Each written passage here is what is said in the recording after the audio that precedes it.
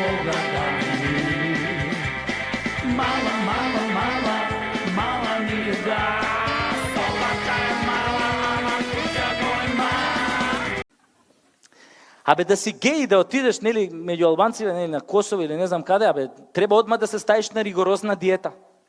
Нема педер ни за лек. Еве, ај самите кажете, дали некој од вас која замислил албанец го замислил као педер? Тоа е невозможно да се замисли. Ај замислете албанец педер у бечви со кечена глава, со истетовиран двоглав орел на градите и со мобилка у рука, што у секој момент може да употреби као бомба против органите на редот. Абе нема таков. Или ај замислете албанец педер со лакирани ногти со ташна Луи Витон у розови хеланки. Абе луѓе, нема таква работа. Или ај замислете албанска гей парада на која што се скандира Косово републик. Абе тоа не е возможно, бе луѓе. Меѓу албанците нема педери.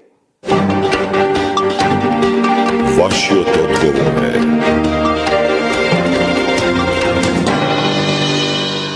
лага. Момент на вистината. Добро.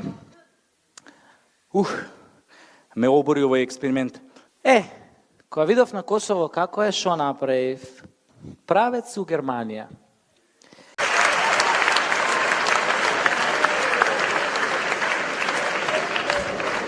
Имате еден муабет што викат, ако имаш голем нос, значи имаш голем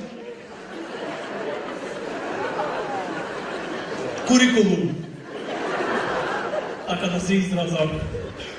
Ако е така, тоа што ќе заставиш да правиш муабет со некоја женска, две работи ќе ги пречат на хоризонтално ниво. А таа треба да застани како на пенџере, за разговорот да течи нормално. Кај бе Светлова? Еве. Таа треба да застани како на пенџере за разговорот да течи нормално. А ти треба да се пазиш од влага и од промаја. Затоа што и двете огромни нешта течат во влажни услови. Понекогаш ќе ти е и сеедно, како и да се завртиш со такви две огромни нешта, поза 69 ти е иста. Толку се слични, а сепак толку различни.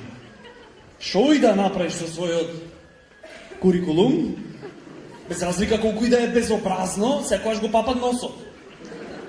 Брат, се смував со женска на еден другар и сега е трудна малце. Ти имам речено, а не си го пикаш носот сегде. Еден од најголемите проблеми со изгледот кај мажите е келавење. Се будиш едно завајле и гледаш, се појавило едно огромно М на глата. Си викаш М, а? Малку келјав.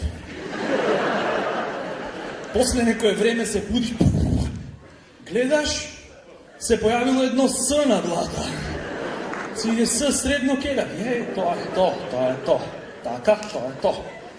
После месец дена се будиш и си викаш, леле, која буква ќе учиме денеска? Гледаш, то С се проширило и се појавило едно О позади. Си викаш сосема дојде крај на фризурите. И многу е заебано, почват сите навики да ти се менуват. Прво не знаеш до кај да си го миеш лицето. Сите пари што си ги давал за шампон, сега за кремој ќе ги даваш. Ќе го фрлиш фенот, ќе си купиш еленска кожа.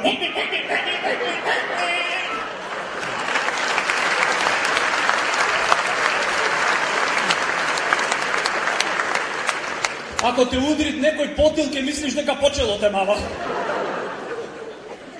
Позитивна околност е што перберите се изтренирани луѓе и секогаш се внимателни со келјави типови. Избегават цело време да те прашат што фризура сакаш. Влегиш внатре, добар ден, повелете, кафенце може? Не, се брзам. Интер што направи? Не знам, не пратам фудбал побрзо и жише ми да бегам. Добро.